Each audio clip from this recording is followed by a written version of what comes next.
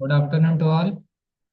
My name is Suraj Prajapati. I'm from NTTF Murbad. I'm studying in Mechatronics Engineering and Smart Factory. Today I'm here to present my short talk topic, that is voice automation.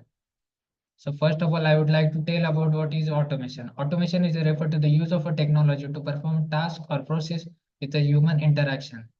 Coming to the voice automation is a refer to the use of a voice command to control the devices such as Alexa, Siri, and Google Assistant.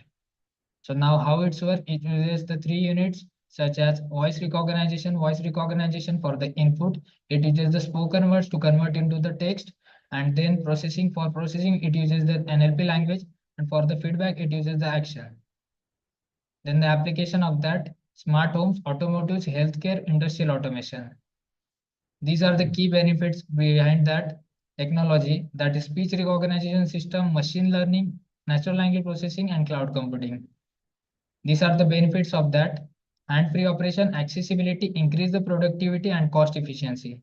These are the limitations of voice automation: accuracy, privacy concern, complexity, and cost of implementation. Thank you.